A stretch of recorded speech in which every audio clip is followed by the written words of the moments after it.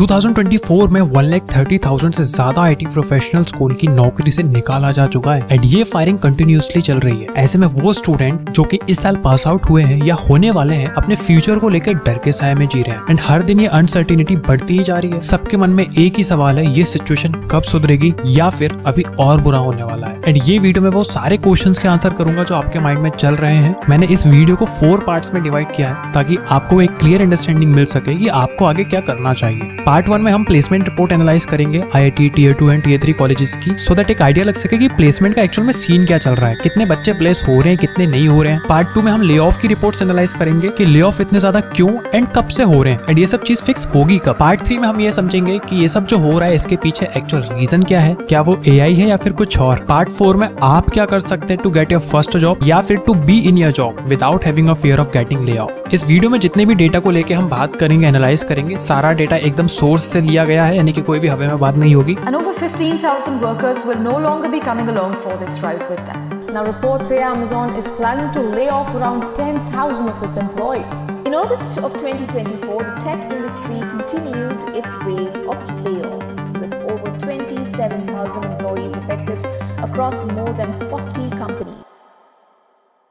Hi guys, my name is Sagar, welcome back to this new video. और आज की video काफी इंपॉर्टेंट होने वाली है यार, अगर आप एक आईटी फील्ड में हो या फिर आईटी फील्ड में करियर बनाने की सोच रहे हो। तो वीडियो का एजेंडा तो मैंने अभी बता दिया, चलिए पार्ट 1 की तरफ आगे बढ़ते हैं। पार्ट 1, प्लेसमेंट रिपोर्ट को हम अच्छे तरीके से समझ सकें, एनालाइज कर सकें, इसलिए हम इसको 2 पार्ट्स में डिवाइड करेंगे। सबसे पहले हम आईआईटीज की प्लेसमेंट रिपोर्ट समझेंगे, उसके बाद फिर टियर 2 टियर 3 कॉलेजेस की रिपोर्ट समझेंगे। तो चलिए स्टार्ट करते हैं आईआईटी की रिपोर्ट से। प्लेसमेंट ड्राइव 2023 के डेटा के अकॉर्डिंग उस साल में टोटल 17,900 स्टूडेंट्स ने प्लेसमेंट के लिए रजिस्टर किया, जिसमें से 14,750 स्टूडेंट्स ने सक्सेसफुली अपनी प्लेसमेंट सिक्योर की, which is around 82.4%, and 3,150 student placement secure नहीं कर पाए, विच इज अराउंड 17.6%। ये डेटा 2023 के पास आउट स्टूडेंट का है। प्लेसमेंट ड्राइव 2024 पर नजर डालें जो कि 2024 के पास आउट स्टूडेंट के लिए हो रही है, तो उसमें से टोटल 21,500 स्टूडेंट ने प्लेसमेंट के लिए रजिस्टर किया, जिसमें से 13,410 स्टूडेंट्स ने अपनी जॉब सिक्योर की, which is around 62.4%, and 8,090 student placement secure नहीं कर पाए, which is around 37.6%।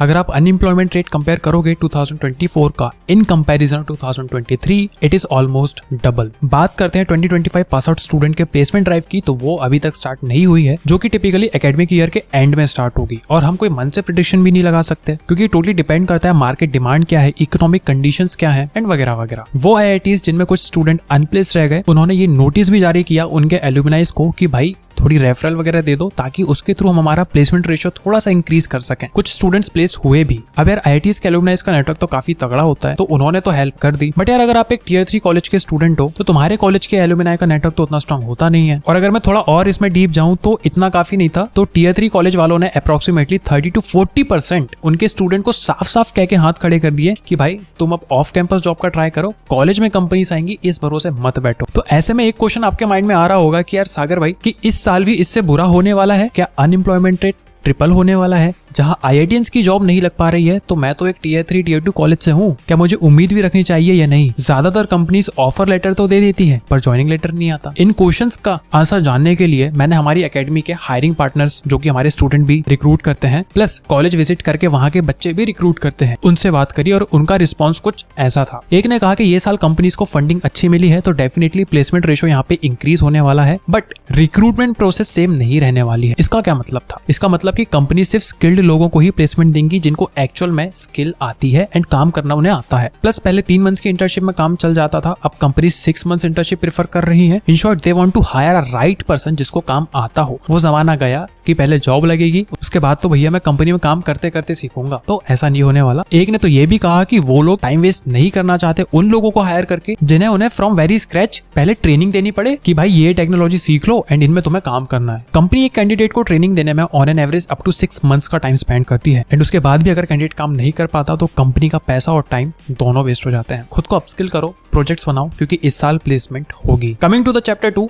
Lay off. Directly 2024 की बात नहीं करूंगा कि इस साल कितने लोग फायर हुए, पहले 2022 के डेटा पे नजर डालते हैं। एंड 2022 में 1061 टेक कंपनीज ने 1,64,000 कुछ IT एम्प्लॉयज को ले ऑफ कर दिया। अब इतना ज्यादा नंबर देख के बिल्कुल मत घबराना, क्योंकि मैं ग्लोबली डेटा जो हमारे पास है उसको लेके बात कर रहा हूँ, मन से कुछ भी नंबर नहीं बता रहा। 2023 में ये नंबर डिक्रीज होने के बजाय और उल्टा बढ़ गया एंड बढ़ के ये नंबर्स 2,60,000 हो गए। 2024 की बात करें तो अभी सिर्फ अगस्त एंड हुआ है and more than 1,36,000 plus IT employees को उनकी कंपनी से निकाला जा चुका है। अगर तुम ये सोच रहे हो कि किसी बड़ी कंपनी में एक बार जॉब क्रैक करके तुम्हारी लाइफ सेट हो जाएगी, जॉब सिक्योरिटी फुल रहेगी, तो जरा ये भी सुन लो, ये जितने भी ले ऑफ्स हुए हैं उनमें नामी कंपनी जैसे कि माइक्रोसॉफ्ट, गूगल, सिस्को जैसे बड़े बड़े कंपनी शामिल हैं। रिसेंट न्यूज तो तुमने सुनी होगी, इंटेल ने अपने 15,000 एम्प्लॉयज को अनएम्प्लॉय कर दिया। डेटा तुम्हारे सामने है कि कौन से साल में कितने लोग ले ऑफ का शिकार हुए। एंड अगर आप मुझसे पूछे कि सागर भाई कोई एक मेन रीजन बताओ ले ऑफ का, तो yes, that is because of AI। Dell Technologies ने 12,500 प्लस IT एम्प्लॉयज के फायरिंग का रीजन ये बताया कि वो AI की तरफ फोकस कर रहे हैं। तो कहीं ना कहीं वो बात सच हो रही है यार कि AI आपकी जॉब खाने वाला है। अगर तुम यहाँ तक वीडियो देख रहे हो तो जॉब से तो भरोसा उठ ही गया होगा तुम्हारा कि जितनी हायरिंग नहीं उससे ज्यादा तो फायरिंग है, तो मेरा नंबर कहाँ ही लगेगा। बट भैया AI एक्चुअल में कौन से सेक्टर्स की जॉब खा रहा है, कैसे खा रहा है, ये सब जानना भी जरूरी है। एंड यही सब हम समझते हैं नेक्स्ट चैप्टर में, which is chapter 3, the reason. During pandemic सब कुछ ऑनलाइन हो गया था, आपकी कॉलेज की क्लासेस से लेकर आपके ऑफिस की मीटिंग्स, सब कुछ। जब सब कुछ ऑनलाइन हो गया तो मार्केट में टेक की डिमांड बढ़ गई। डिमांड बढ़ी पर सप्लाई कम थी, यानी कि एकदम से नंबर ऑफ IT इंजीनियर्स की डिमांड बढ़ गई टू हैंडल टेक। बट इतने IT इंजीनियर्स थे नहीं, तो IT कंपनी से दबा के हायरिंग शुरू कर दी। हर तरफ खुशी का माहौल छा गया, सबको बढ़िया बढ़िया पैकेज ऑफर्स हो रहे थे, फ्रेशर्स की डायरेक्ट हायरिंग हो रही थी। तो अब ध्यान से ये सिनेरियो समझो। केस 1, कोरोना आया, सब ऑनलाइन हुआ, टेक की डिमांड बढ़ी, सप्लाई मेंटेन करने के लिए मास हायरिंग हुई। अब कोरोना तो लाइफ टाइम रहने वाला था नहीं, यानी कि जो डिमांड एकदम से इतनी इंक्रीज हुई वो बाय टाइम डिक्रीज भी होने वाली थी। एंड वही हुआ। केस 2, जो इतना कुछ सब ऑनलाइन हो गया था, धीरे धीरे सब ऑफलाइन में शिफ्ट होने लगे। ऑनलाइन क्लासेस ऑफलाइन होने लगी, ऑनलाइन शॉपिंग ऑफलाइन होने लगी, ऑनलाइन मीटिंग्स ऑफलाइन होने लगी। यानी कि जो टेक की डिमांड फुलफिल करने के लिए मास हायरिंग में इंजीनियर्स हायर किए थे, अब उनकी जरूरत भी धीरे धीरे कम होने लगी। तो कंपनीज ने फायर करना शुरू कर दिया। मार्केट चलता है भैया देखो डिमांड एंड सप्लाई के कंसेप्ट पर। डिमांड कम, सप्लाई कम, डिमांड ज्यादा तो ऑब्वियसली सप्लाई ज्यादा। और इसका दूसरा रीजन है प्रॉफिटेबिलिटी। टेक कंपनीज में ले ऑफ का सबसे बड़ा रीजन होता है प्रॉफिटेबिलिटी। जब कंपनी का रेवेन्यू एक्सपेक्टेशन से कम होता है या मार्केट कंडीशन थोड़ी चैलेंजिंग हो जाती है, तो मैनेजमेंट कॉस्ट कटिंग का फैसला लेती है, जिसमें एम्प्लॉय शामिल होते हैं, स्पेशली IT इंजीनियर्स। अभी यार एक बहुत बड़ा खर्चा होता है कंपनी के लिए, और इनकी सैलरी और बेनिफिट्स कंपनी के बजट का एक सिग्निफिकेंट हिस्सा होता है। तो प्रॉफिट को स्टेबल रखने के लिए कंपनीज को अपने एक्सपेंसेस को एनालाइज करना पड़ता है, और अगर प्रॉफिट मेंटेन करने में दिक्कत हो रही हो तो ले ऑफ एक कॉमन स्ट्रेटेजी बन जाती है उनकी। अब ये सिर्फ छोटी कंपनीज में नहीं बल्कि बड़े जायंट्स जैसे माइक्रोसॉफ्ट, गूगल जैसे ब्रांड्स में भी होता है। शेयर होल्डर्स को ज्यादा रिटर्न देने के प्रेशर में ले ऑफ एक नेसेसरी स्टेप बन जाता है। Reason 3, which is AI and automation. सबसे पहले तो आपको ये समझना पड़ेगा कि AI एक्चुअल में किसकी जॉब ले रहा है। For example Intel fired 15,000 employees. तो यार ये सोचना गलत है कि सबके सब IT इंजीनियर्स हैं। ये लोग अलग अलग डिपार्टमेंट से होते हैं, जैसे मैन्युफैक्चरिंग, R&D और एडमिनिस्ट्रेशन। IT इंजीनियर्स सिर्फ एक छोटा सा हिस्सा होते हैं इस टोटल नंबर का। In short, for now AI IT engineers को रिप्लेस नहीं कर सकता। पहले जो काम ह्यूमन इंजीनियर्स करते थे, अब उन्हें AI और ऑटोमेटेड सिस्टम आसानी से कर रहे हैं। इस वजह से कंपनीज को अपने ओवरऑल कॉस्ट को कट करने का मौका मिल जाता है। कुछ IT फील्ड्स के बारे में मैं आपको बता देता हूं जिनको AI से सच में खतरा है। Number 1, data entry operators. तो देखो यार, सिंपल डेटा एंट्री का जो काम है वो अब AI आसानी से कर लेता है। Number 2, technical support. चैटबॉट्स ने मैनुअल सपोर्ट का काम काफी कम कर दिया है। Number 3, software testing. Automated testing tools manual testers को रिप्लेस कर रहे हैं। Then system administrators, routine system maintenance का काम भी अब AI संभाल रहा है। Then data analyst, AI tools बड़े डेटा सेट्स को जल्दी और एक्यूरेट एनालाइज कर रहे हैं। Then junior developers, AI coding assistant basic coding task करने लग गए हैं। तो अगर आप इन प्रोफाइल्स में से हो तो खतरा तो है। It's time to upskill. So whether you are a fresher, IT professional, non IT professional, अगर आपको अपस्किल करना है विद पाइथन तो आप मेरे लाइव सेशंस ज्वाइन कर सकते हैं, जो कि एकदम कंप्लीट लाइव 45 डेज के होंगे, जिसमें आप एकदम बेसिक टू एडवांस पाइथन सीखोगे एंड बनाओगे कुछ हैवी रियल वर्ल्ड प्रोजेक्ट्स। अगर आपको पाइथन आती है, इस बात का प्रूफ देगा ये सर्टिफिकेट जो आपको मिलेगा। कमिंग टू द टॉपिक, आपके दिमाग में क्वेश्चन आता होगा कि यार इंडिया के बाहर लोग इतने ज्यादा क्यों फायर होते हैं और इंडिया में इतने कम क्यों। तो यार खुशी की बात है कि बाहर ज्यादा हो रहे हैं, इंडिया में कम हो रहे हैं, बट इसका मेन रीजन बताता हूँ। यूएस और यूरोप जैसे कंट्रीज में ले ऑफ ज्यादा होने का सबसे बड़ा रीजन कॉस्ट कटिंग है। वहाँ IT इंजीनियर्स की सैलरी इंडिया से काफी ज्यादा होती है, तो कंपनी हाई सैलरी रोल्स को सबसे पहले टारगेट करती है, एंड वही होता है। वहीं इंडिया में कंपैरेटिवली लोअर सैलरीज होने की वजह से कंपनीज को ज्यादा लोग फायर करने की जरूरत नहीं होती। यूएस एंड यूरोप में ऑपरेशनल कॉस्ट जैसे office rent, rent, health care भी हाई है, जबकि इंडिया में ये कॉस्ट काफी कम है। और इंडिया में टैलेंट पूल भी बहुत ज्यादा है जो कंपनीज को लोअर कॉस्ट में एम्प्लॉयज को हायर करने की फ्लेक्सिबिलिटी देता है। इसलिए यूएस और यूरोप में ले ऑफ ज्यादा देखने को मिलते हैं। Coming to the next chapter which is conclusion. यार देखो, प्लेसमेंट रेशियो तो धीरे धीरे इंक्रीज हो रहा है, यानी कि कंपनीज हायर कर रही हैं एंड करेंगी भी,